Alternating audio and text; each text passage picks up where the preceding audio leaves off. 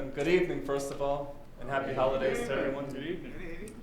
For those of you who by any chance don't know, I am Terrence Moore, your city manager, at least out of the city of College Park, Georgia, for almost 2 years now, and it's been an incredibly rewarding experience. As I frequently joke, it feels as though I've been around a lot longer, given all the dynamics and issues and challenges associated with being involved in the community. And thankfully, I've had an opportunity to interact with many of you all in the room on one occasion or another, but in many cases, multiple occasions, and I'm really thankful for that opportunity as a whole. So the purpose of today's meeting is essentially a town hall gathering in which we're here to talk a little bit about the future of downtown Main Street, as well as some applicable economic development strategies that had not yet been employed across the board. So, been on board for the time that I just mentioned in the initial comments, we've had an opportunity to assess some strengths, opportunities, weaknesses, and challenges along the way. And for that reason, we're here to talk a little bit about that in the context of collaboration, number one, and number two, what we've been able to achieve working closely with this mayor and city council. So before proceeding along those lines, I believe some introductions are in order. Much of the opportunity to proceed along the lines of what I just talked about is based on direction and guidance unanimously provided by this mayor and city council to be able to proceed. Thus, the confidence level on part of staff and administration is high based on that guidance and support. Not to mention what we're hoping to accomplish working closely with College Park Main Street Association and some comments provided by that organization, board leadership, people like Lovell Count, people like Randy Zayek. He's actually provided some background information that I'll use as an introductory comment in terms of where we will go. It's really important to point out where we will go, ladies and gentlemen, simply because this is a continuous process. In other words, this is not a one-time meeting by any stretch. We'll offer some leadership and guidance so that we can continue dialogue and direction with Mayor and City Council, as well as everybody else interested to take us forward in that regard. So before proceeding along those lines, I'll go ahead and proceed with the introductions. First of all, Mayor and City Council is here, the entire body. They thought it was very important enough to make their time and presence available this evening. So for that reason, we should. I really appreciate them, and I appreciate their confidence in me and us to do what's appropriate to move the organization and community forward. With that, Mayor Longino, if I can introduce you individually. The Honorable Mayor Longino, ladies and gentlemen, is here. Representing Ward 1, Councilman Ambrose Clay. Ambrose Clay. Representing Ward 2, Councilman Joseph Carn is here. And representing Ward 3, Councilman Tracy Wyatt is here. I want to say that this meeting is just not about Main Street, but it's about Virginia Avenue as well. Absolutely. So downtown, Main Street, Virginia Avenue, both corridors, the entire composition. So thank you, Councilman Wyatt, because that is absolutely correct. Others representing the city of College Park, because there are multiple issues and concerns associated with Main Street, Virginia Avenue, so I've asked a number of people to please be here. Artie Jones, Director of Economic Development, is here. He'll be offering a follow-up presentation shortly. Artie Jones, ladies and gentlemen. Main Street Manager, or Downtown Manager, I like to refer to her as, in recognition of Virginia Avenue. Iris Thompson. We also have Director of Inspections, Oscar Hudson, with us this evening. Oscar Hudson. Given the various concerns relative to code enforcement, condition of structures, infrastructure, etc. He is also supported by one of our code enforcement officers, Ms. Karen Banks, ladies and gentlemen. Karen Banks. We also have, representing the collaborative firm, our planning outfit, contractual basis, Ms. Lauren Blasik is here. Lauren Blasik. We also have Director of Engineering with us, William Moore. And by the way, ladies and gentlemen, in case you haven't noticed, William Moore, Terrence Moore, no relation. We also have with us this evening Officer Edwards, to make sure we maintain decorum. Officer Edwards is in the back. We also have with us Major Block, David Block, Major David Block, representing the police department. You all notice a couple cameras in position tonight. We have our Director of Communications, Gerald Walker. Gerald Walker, this handsome gentleman. And he is supported by Miss Vanessa Anthony, who is standing in the middle. So we wanted to make this meeting as important as possible. Not to mention, city administration is always working to identify opportunities for quality programming as part of Government Channel 23. So this particular activity tonight, ladies and gentlemen, is being televised. So John Ritt here was kind enough to ask me, when will this matter hit YouTube? And I would imagine pretty quickly, because we are making it available as part of our government channel. And it's really to provide an opportunity for those individuals who cannot be here this evening, the opportunity to hear about the vision and direction in which we're hoping to take matters forward with respect to downtown, Main Street, Virginia Avenue, and other applicabilities as well. At this point, ladies and gentlemen, I'd like to refer to some salient points that were brought to my attention, probably over the last several months, but based on observations I've been able to make over the past time I've been on board here with the City of College Park. Also recognizing representatives of the College Park Main Street Board. Randy Zayak is here, Lovell Camp is here, Tom is here, where's Tom? Carpenter is here, and who else? Coco Bright is here, a couple others representing the board for College Park Downtown. And a number of others.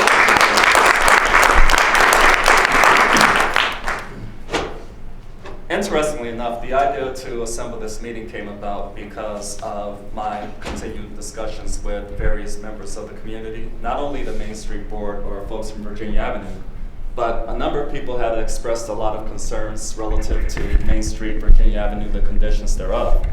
And of course, we are working diligently to be as innovative as we possibly can. So we've actually began conversations to this effect with our mayor and city council relative to what can we do, because a lot of the concerns they propose, they've been evident for a number of years. Safe to say, right? So of course, the Main Street Board of Directors leadership were able to assemble a number of goals and objectives they would like to see come to fruition. So I'd like to talk a little bit about those points, if I may, Randy Zayak, and this comes from the little cheat sheet you were kind enough to provide me before the weekend. So do me a favor for grins and giggles. I'll share with everybody my copy. You can show the same. There's a slight difference between the two. His is highlighted in yellow, whereas mine is not, because I try to use my mind as much as possible. But thank you very much, Randy, for getting that squared away. I don't have as good a mind, so I need help. Oh, please, you're just a little bit more technical than me. So in any event, some principal goals noted in this document. Number one, revitalization of downtown and the Virginia Avenue corridor. So getting Tracy Wyatt's comments a little while ago, Virginia Avenue corridor is specifically recognized. And some of the salient points desired are to overhaul the zoning ordinance to make downtown a more walkable, development-friendly place to live, work, and play, etc. And that's the trend for many organizations and communities in this day and age. Along those lines, it becomes necessary to develop a comprehensive plan for downtown, which includes modified zoning and use of transit-oriented development. Now, interestingly enough, ladies and gentlemen, as I'll talk about this a little bit, I'll point out some examples of some successes that have been brought to fruition. There's an organization recently assembled called Air Realty to implement a transit-oriented development. Some of you may have heard about by paying attention to mayor and city council meetings over the last couple of months. So there's a $35 million investment actually coming to fruition in the Princeton Avenue vicinity. Redevelop the core downtown to have population density, which that does accomplish. And what we're talking about is the concept of mixed-use development, residential, office, commercial activity as a whole.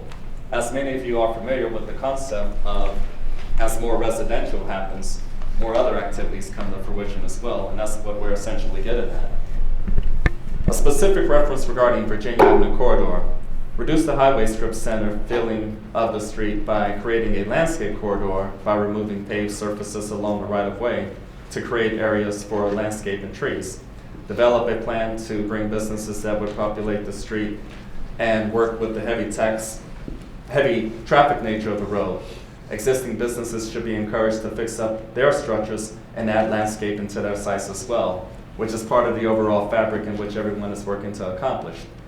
Please forgive me, ladies and gentlemen, there are two other introductions I think are appropriate to make. We have State Representative LaDon Jones with us this evening. She had a strong interest in learning what's happening in this regard as well. So thank you for coming, Representative Jones. And we also have the illustrious president of Woodward Academy with us, Dr. Stuart Gully with us.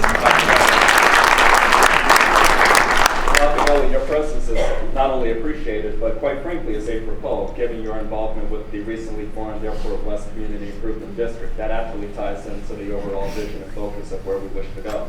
So thank you, sir, for being here. Another component, aggressive enforcement of the property maintenance code for the historic district and downtown, which is also applicable for the Virginia Avenue corridor. Thus, the specific direction for Director of Inspection, Oscar Hudson, to be here, along with the representative of Code Enforcement, Karen Banks. Existing building maintenance codes requiring all structures in College Park Historic District, commercial and residential, to maintain their buildings in good shape. In other words, for example, no plywood in the windows, Georgia State minimum requirements, etc., going back to 2006. Another component, created Historic District and Downtown Architectural Review Board. Binding historic review of all new projects in the residential historic district as well as downtown. Review and approve would be required for all new work, renovations and additions, exterior only. Create a zoning overlay district for downtown using from form-based codes that define the streetscape and indicate the building footprint. Codify the Main Street downtown guidelines, also applicable for Virginia Avenue. Define a historic district on zoning documents. Define role of planning department similar to Athens, Georgia. Athens, Georgia is a fairly notable example in that regard. Madison, Roswell, other examples in which there have been some successes in this regard. Set up a citizen review board in partnership with the planning department. Exterior lighting. Create a lighting ordinance. There is a lighting ordinance that does technically exist in the city of College Park. However, this would be regarded as an update to it to reflect some of the interest and mission for this particular area of the community, Main Street, Virginia Avenue, etc. In this particular case, require full cutoff fixtures, no glare. And we've actually begun working to get to that place in collaboration with the Georgia Department of Transportation and our own College Park Power. Submittal requirements. Define light spillage onto adjacent properties via site plans with foot candle levels indicated on submittal. We mentioned a little while ago about the concept of transit-oriented development. Study existing plan, refine, update, polish. And what's really good about this particular approach at this time, ladies and gentlemen, is the fact that we have a project that was recently approved by the Mayor and City Council to bring us forward in that regard. So technically, we will soon have a footprint to get to that place.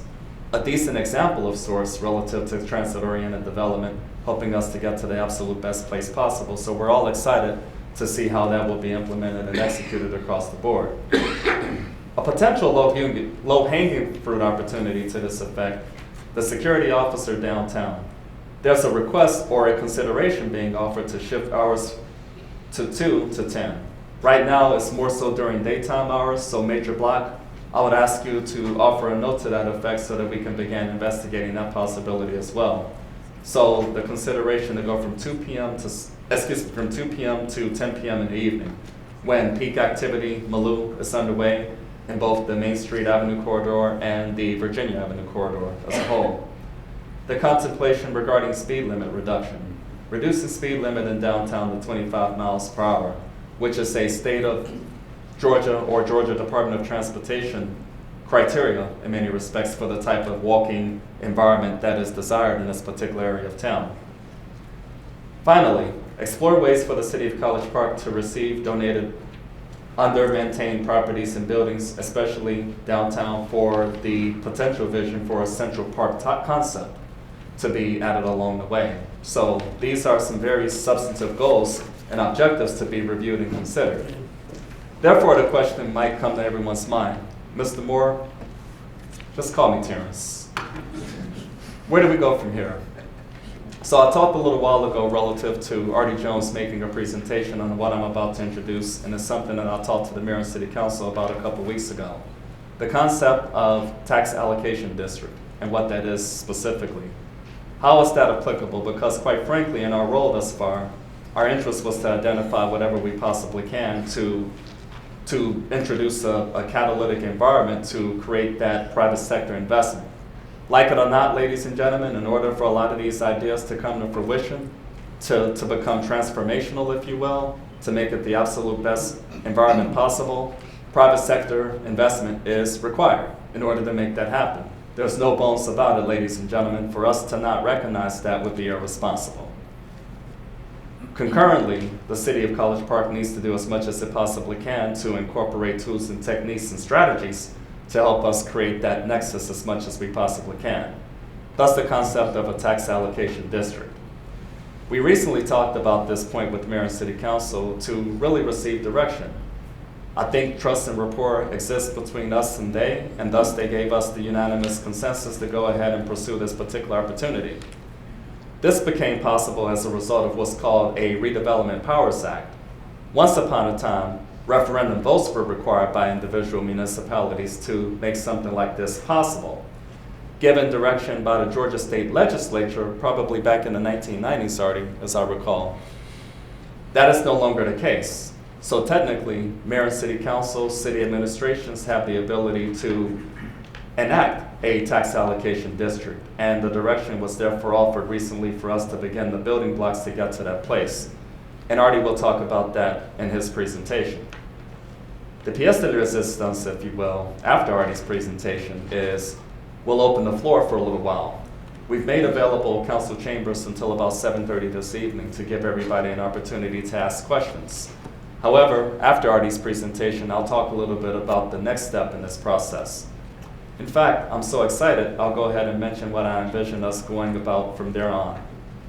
I'm looking at the February 2nd Mayor and City Council workshop meeting as an opportunity for us to talk about some of the specific strategies as outlined in the letter coming from the Main Street organization, Virginia Avenue, etc. So some of the points that I talked about, thanks to the input having been provided thus far, will create an environment for follow-up with Mayor and City Council, myself, and administration to begin the process of going about it from there.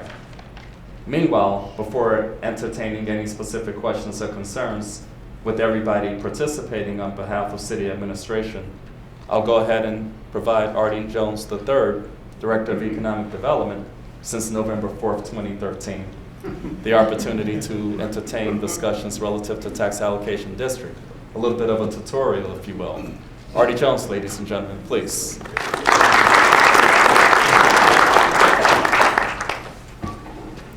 Thanks, ladies and gentlemen, for coming out this evening. Got some bad news and some good news. The good news is my family and I have really enjoyed being here with you guys over the last 13 and a half months, and we feel like we're from College Park. Whenever I work for a local community, I like to become, really get entrenched and become a part of the community. My children really enjoy being here, and like I said, we're just having a great time being here. And I never imagined that I would be in the Atlanta metro area. This is the very last place that I was looking to come and live, just because I thought the hustle and bustle and everything, it's just so busy.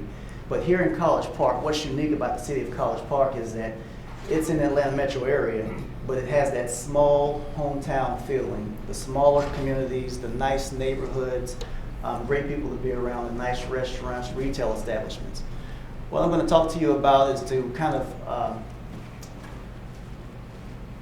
I'm going to talk to you about some information that you already know about College Park, but at the same time talk to you about, I guess, the vision that I have for the city of College Park. Lots of times when you live in a community for a long time, there are certain things that you see that you see every day that you kind of don't really pay attention to anymore. But whenever you have somebody from outside the community to come in, they have kind of a different perspective, and they see things from a different, from a different way because of their past experiences. But a little bit about the city of College Park.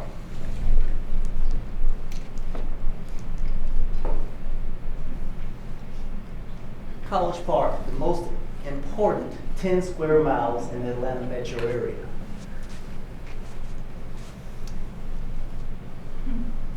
The great thing about College Park is where it's located.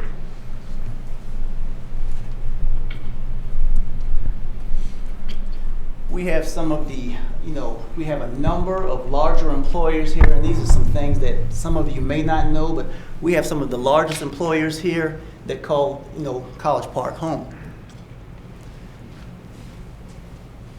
And some of the key benefits of being here in College Park is just the connectivity. We have the major expressways, we have Heavy Rail, we have MARTA here, and then we also have Hartsfield-Jackson, Atlanta International Airport.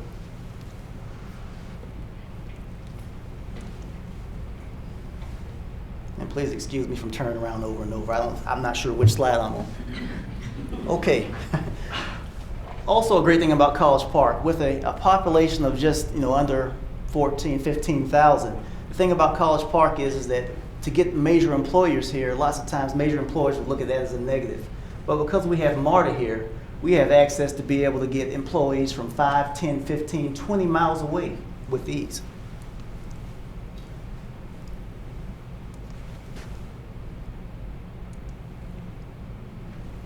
And then College Park, as far as the Georgia International Convention Center. A lot of people think that the Georgia International Convention Center is the city of Atlanta or owned by the state, but it's owned by little old College Park. The second largest convention center in the state of Georgia, with the largest carpeted ballroom in the state of Georgia. And then we have Hartsfield-Jackson, Atlanta International Airports with 2,500 flights daily. We have about, I think, 178 flights, direct flights in the United States, and then we have about 85 international nonstop flights. Pretty much, I feel that Hartsfield-Jackson International Airport is the largest economic generator here in the state of Georgia.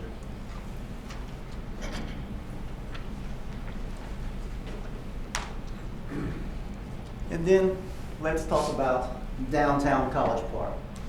Now, what we're going to talk about as far as redevelopment powers law, I'm not sure, by raise of hands, who's heard of redevelopment powers law? Raise of hands. Higher. Okay, I'd say about 25, okay. About 25% of the room. Okay, well, redevelopment powers law was enacted in the state of Georgia in 1985. It wasn't utilized in the state of Georgia until 1992. Some of those noteworthy redevelopment powers laws, tax allocation districts that have been set up, is one is like Atlantic Station. If you're familiar with Atlantic Station, that is a tax allocation district. Also, our neighbor, East Point, you have the Camp Creek Marketplace. That particular site is a tax allocation district. The great thing about tax allocation districts is that it's a way for public-private partnerships to be developed. And at the same time, you don't have to worry about the local population, the local community paying the tax dollars for that additional infrastructure that major developments need. But in the past, we've had several plans. The LCI, Transit Oriented Development Study, which Mr. Moore talked about, it's a great plan.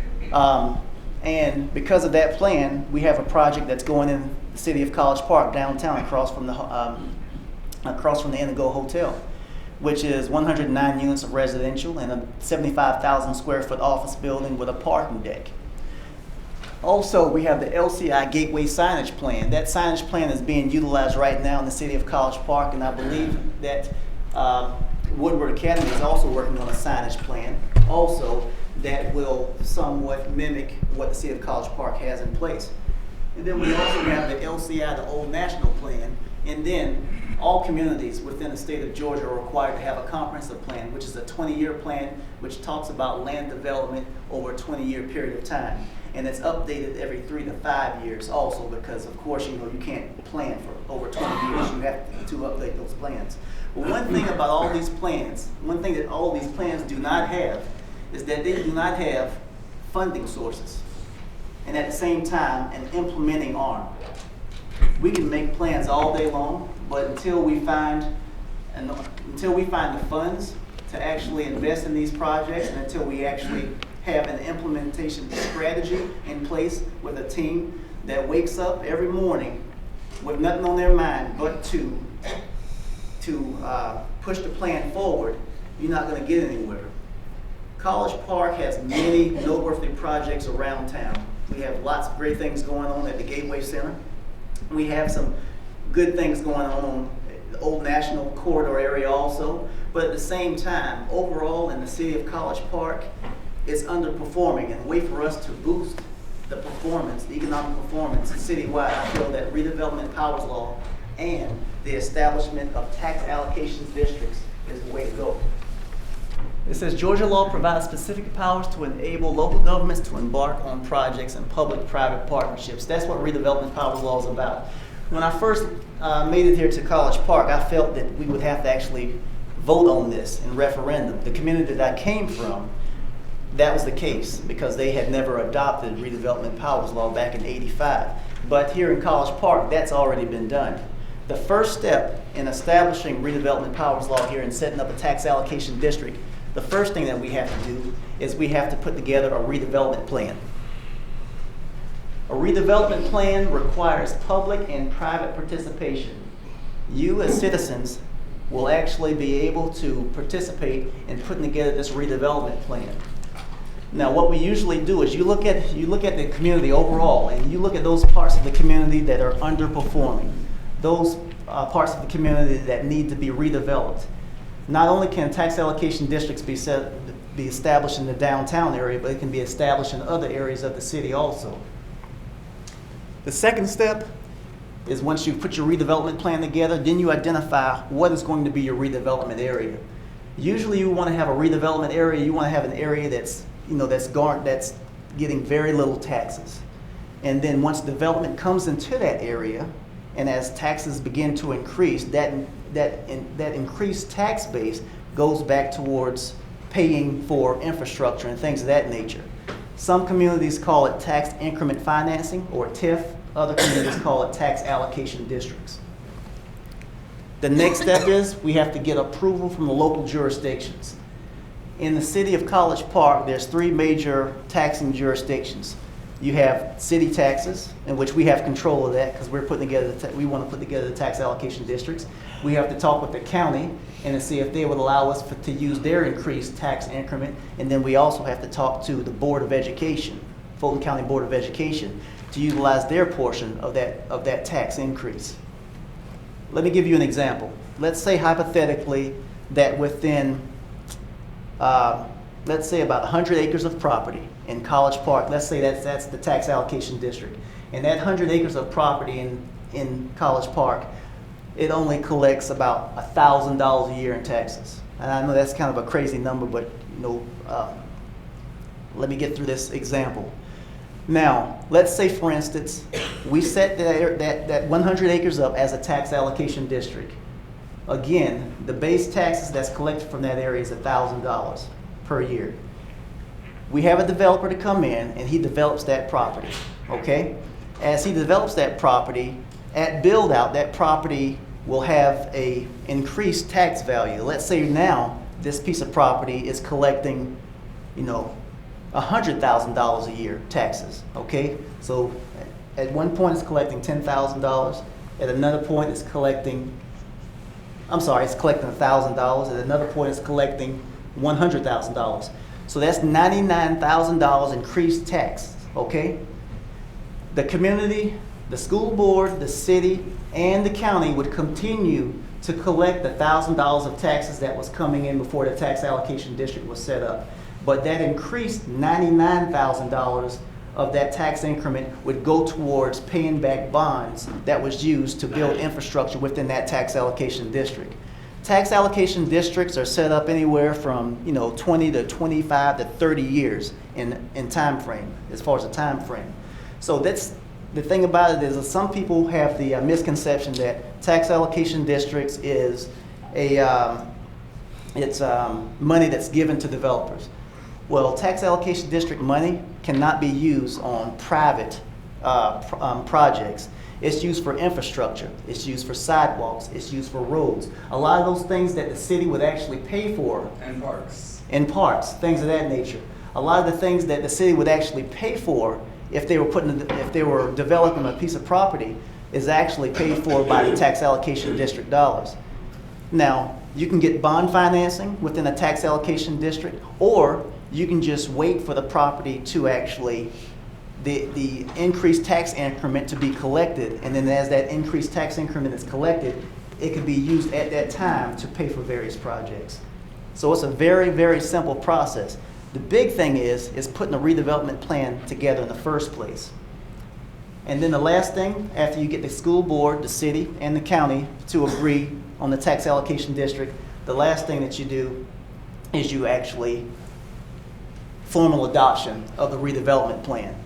And you have to have that development arm. You remember I told you that we have to have money, first of all, for development, but then you have to have an implementing arm. Well, you have a redevelopment board is established. The redevelopment board could be the existing Building and Industrial Development Authority, or it could be a totally new board. That's all up to mayor and council's, that's to mayor and council's discretion. So overall, that is a tax allocation district.